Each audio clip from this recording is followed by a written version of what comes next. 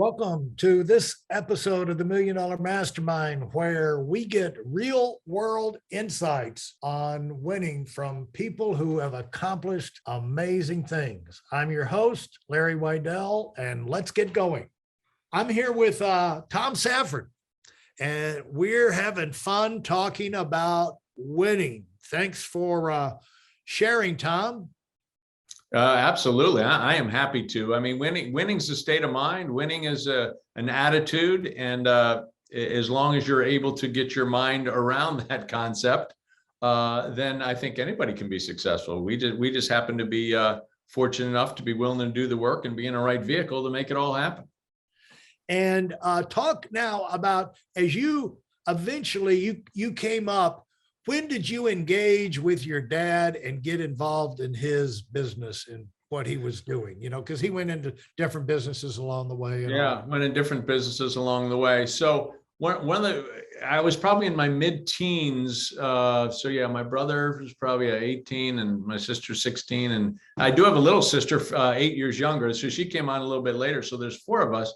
But in the process, in my teens, Dad used to in his company run incentive trips, and on those incentive trips, would be all the great people who qualified for those trips. And so we got to go on all those trips. We got to really see the world through the eyes of those trips. And then Dad and Mom made it a habit and said, "Okay, we're going over a week early or 2 weeks early, depending on how old we were, and we're gonna see the world for a couple of weeks before we have to spend time with our people for a week." But I really got to spend time around adults, and we understood how to talk, and we understood through conversations with them how they thought and things that they did in order to make differences in their life. And at the end of the day, I agreed 100% with the saying that successes form the habit of doing things that failures don't want to do. And we got to be around such successes that in the process of, Dad was finance chair of some presidential campaigns and wondering whether at one time he was going to run for president. And we kind of all talked him out of that one because we had no interest in the White House. And that was a different White House than all the things that are going on now in the world. But we just said to ourselves, that's really where I got to see and be around Dad in business. And then from there, it kind of evolved into kind of what our new business became. So there was no real blip. It was just like, okay. And Dad retired. And then he said, "Okay, now here's what I'm going to do. I'm 46. Here's what I'm going to do. But I'd love to have you and your older brother jump on board and do something with." My older sister didn't have any interest. My younger sister was 10, so she couldn't do it. And then we all just kind of said, "Hey, let's link up and see if we can make this thing work." And doggone it if it didn't work. Yeah. And so Bob Jr. is the older brother? Yeah, he's the oldest. Yep. Does he lord it over you, or? He tries to, because that's what the role of an older brother is. Yeah. So I accept it, and I get him back in spades on other things. So it's all good. Yeah, I haven't talked to him in a long time. Next time you talk to him, tell him to ask him to give me a call. I will. I definitely will. Yeah, I'd love to catch up with him. But as you were getting involved now, so it's one thing for you got involved, but to move involved, your father is a pretty serious character and pretty advanced in his leadership and intentions and expectations. And I mean, he's kind of like a highly developed Elon Musk type robot leader. Yep. You're very organized about everything. He was a funny guy in the sense that,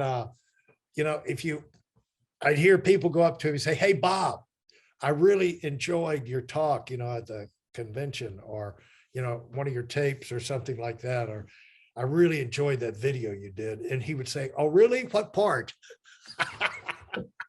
Yeah. What part about that did you really like? And why did that resonate with you? I mean, you can never have a casual, superficial type conversation with him on anything. And it goes into say, that saying that illustrates a saying I heard early in my career, I've never forgot, you got to be specific to be dynamic.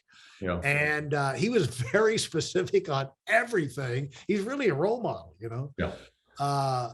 You just learn from seeing him in action and seeing how he respond in just casual conversations, Yeah, and he was fabulous at that, which was obviously also a great thing to learn. But I think maybe the biggest leadership skill he learned through the whole process before before we all got into business together was he learned the art of delegation.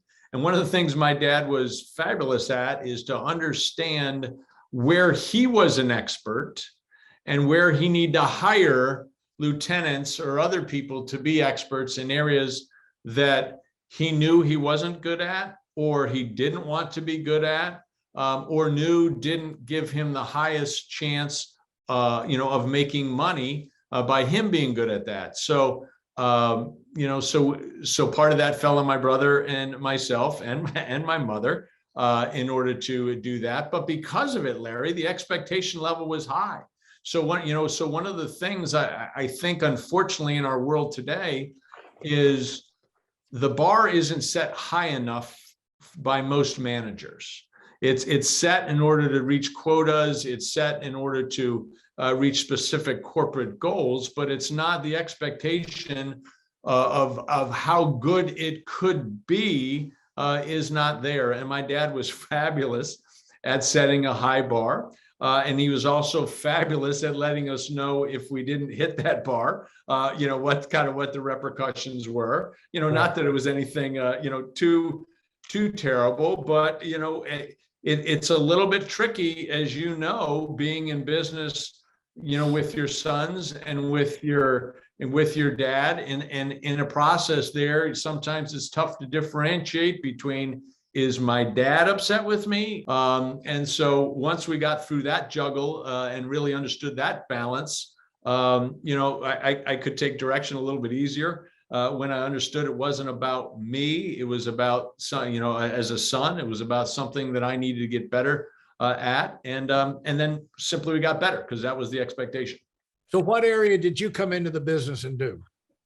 And what? So right off the bat, you said, prospecting Right. is the lifeblood of any business, and that was my dad's strength. Everything else, every other part of our business, whether it was operations, whether it's licensing, whether it's training, all other aspects fell under my brother and myself. So dad just kept focused on that section, and my brother and I took care of the rest, whether it was through things that we did personally or people that we hired to train to do it. And it worked out to be wonderful because we could really have that three-headed monster going about the business. Everybody could work at their strength. Well, and so people understand when you make a sale, you got to process the sale, you got to deliver the product, and that, all of that stuff. The salesperson is not the ideal person to be doing that. You need to turn that over to somebody else. Correct. Attention to detail and, product specs, and then, slowing your mind down to actually look at it and make sure everything's in place and all of that. You just can't, I found early on when I started, Tom, I came out of construction, and that was what my degree was in. And so I spent 4 years building 100 houses in north side of Atlanta. And I was Mr. Detail. I was the guy who built them. And if that family moved in, I knew for a fact that housewife was from the other side of the country. She didn't know anybody. She had no friends. And when she went in that house, she was going to look at every single square inch. Look for flaws. And I would get, calls in the middle of the night. Behind the refrigerator, there's a 1/4-inch scrap of wallpaper. And it's like, what are you doing behind the refrigerator? And then be calling, screaming about stuff like that. And so I knew that for my own sanity, I had to get things as close to perfect as possible. And so you become, when you're in that role, you can do that. And I'm sure, you applied yourself and you got really good at noticing the details, what was missing, what was out of place, this, that, and the other. But you can't be a salesperson at the same time, I'll argue with you a touch on that one in that we really kind of divided up our day. And so our day was kind of home office stuff during your normal working hours. Right. And in our business, training people at night. Right. So that's how we differentiated the two. So Right. had to get my full-time job done at night, and had to get the second full in the daytime, and had to get my second full-time job done at night, which wrapped around the whole wrapper of here's what you're doing. And so those long days of both sides of the equation, they just become normal. And so working hard is not an issue. It's just something that I became accustomed to doing. Yeah. And if I'd been around, Tom, at that time, I might have had a conversation with your dad and told him he was being unreasonable, giving unreasonable expectations. Because once when I was in construction, if I walked into a room, I could instantly notice if something was 1/4 inch out of level, a door, a window, Right. whatever like that. If there was, sheetrock patches that need to be done, the painting was incomplete. You just, you do it all day long. One house right after the other. Yeah. You develop those things, but I had to make for my own sanity. When I left that business, I had to make the decision, go to a soft focus on details. Because when you walk into a restaurant to have dinner, you don't want to be noticing how poor the construction is and all of those kind of things. You'll never enjoy your dinner. And so I had to make a specific decision. And when I went up there and pioneered North Carolina, I found it was all the difference in the world once I hired even a part-time secretary that I could offload some of those details, because it was hard to be the cheerleader. A lot of sales is focusing on success stories, how this can change your life, the benefits of this, that, and the other, and, the happy side of what this is going to do for you, and getting people to get that picture. Yeah. And if you're going, and if you got, but there's dirt on the floor underneath that desk, that in your mind, I got to get back and sweep that up later. It does take the bloom off your presentation, And so you did, you guys were young, and you learned all that stuff. I tell you what, your dad probably didn't realize how lucky he was to have you. Well, I think you did later on, right? The glory of youth is its age, and the glory of wisdom is the glory of age is its wisdom. And so I think he did at that point. But as we were going through it, again, it's that high level expectation. So he knew what he knew, and knew what he didn't want to know. And so it worked out fine for all of us. But one of the advantages we did have coming in was the fact that since he had done well in life before, starting, our current business, then we had a full staff right from the get-go. We had we not only had a full admin, we had two other full-time people to process the work, as well as my brother and myself. So in that aspect, came in and said, listen, we're not here just to make some money. We're here to build a business. And what do you need to build a business? You need infrastructure. Okay, we've got a building. We've got a place that we can hold our meetings and do our business. But we need to have a back office. So we generated one right from the get-go. None of us really knew what we were doing. We stumbled forward. We submitted stuff. It would come back wrong. We'd submit it again, and we learned. And through that process of learning, failing and learning, but failing forward, as John Maxwell says, through that process, we all got to be pretty doggone good. And that's what we taught to others. And so when you have a distribution system where everybody has gotten a pretty high level of training, you can move some pretty good product through a distribution system like that, and everybody does well. What was your biggest challenge early on helping your dad in an area that fell to you? What was the biggest challenge if you look back in that era? I think for me personally, the biggest challenge was not meeting expectation or having the expectation level maybe change from what the original order was. That became a little bit of a challenge to me. And, it's really hard to say. Talk about that. Go ahead and Well, talk. it's hard to say in a family business. I don't care if you're in a restaurant. I don't care, if you're building houses, whatever.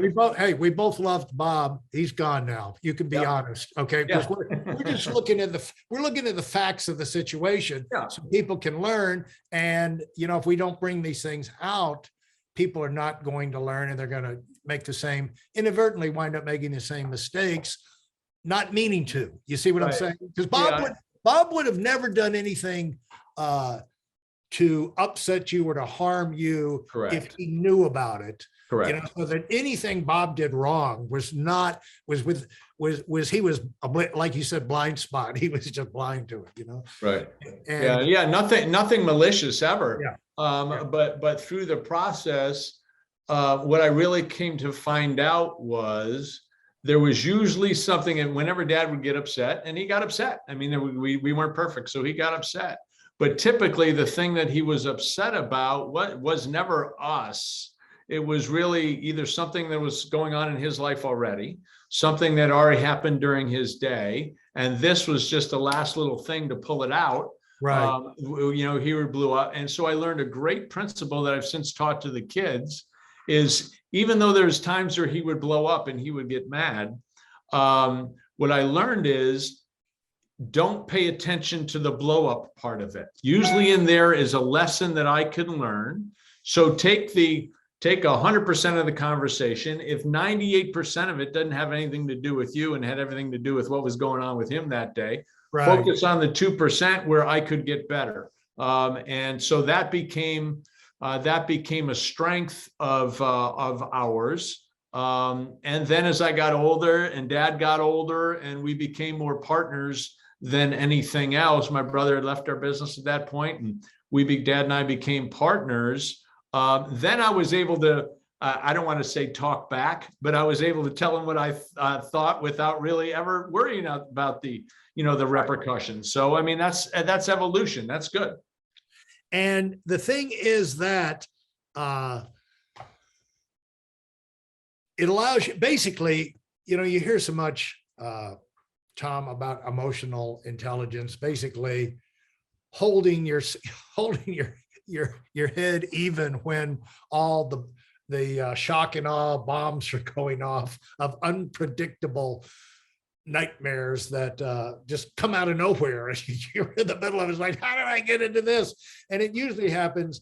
Those of y'all who think that you don't know what I'm talking about, wait till you have another kid, but or a grandkid.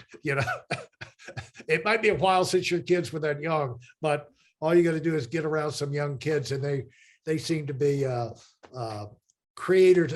They serve to keep us educated on dealing with those kind of things. But yes, we used to call it hip. Exactly right. Yeah, in a business, you have kids, young employees, inexperienced employees that'll do some of the most outrageous things, but they just don't know. Yeah. And so can you think of one of those things where that first came through to you, that the blow up, and you said, wait a minute, what's the lesson here? I can't think of the specific thing, but one of the great principles my father taught us was you can't expect what you don't inspect. And so he always was inspecting what we were doing, again, because the high expectation level, and we were expecting the standards out of ourselves.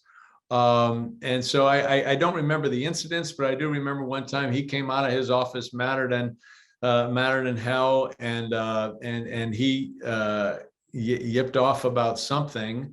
And for whatever reason, I had the sense at that time in my life not to yip back. And I said, Dad, come with me. And so we walked right back into his office.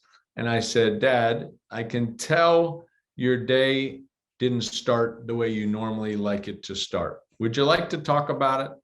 And then his shoulders just sagged, and he was like, boy, are you right. And then we started to have a conversation. And life has frustrations, and when you're married, it has frustrations. Yeah. And that frustration level came to the office, and I was the first one that was close enough in order to take the hit. And that kind of brought home the point. That one wasn't about me. There was something about him. And you get to the basics of it, but without conversation, without the ability to talk about that stuff, then businesses can falter, businesses can fester, families go the complete opposite way of each other, and then life doesn't turn out the way you want it to. And I was brought up under the concept of you have complete control of the way life turns out. You have no idea what God's schedule for it is, but you've got complete control over what you got complete control of. So be in control of it and get after it. That was a huge principle for me. As someone who knows your family for a long time and the personnel involved, I can guess what led to that incident. Yes, I'm sure you've got a pretty good idea. I've got a pretty good idea. Okay, but great insight and a great specific.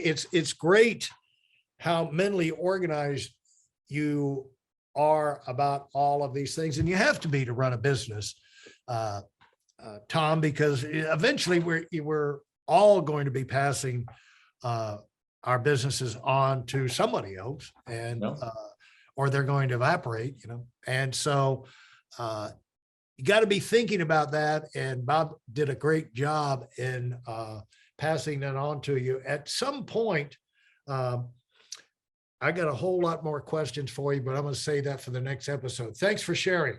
That wraps up this episode. Consider leaving a rating and review if you like what you heard. In addition, I have a free video for you, and it contains my best insights from 20 years of running my own business and also coaching million-dollar earners. You'll find it at whiteelonwinning.com/webinar. Thanks for listening, and do it big.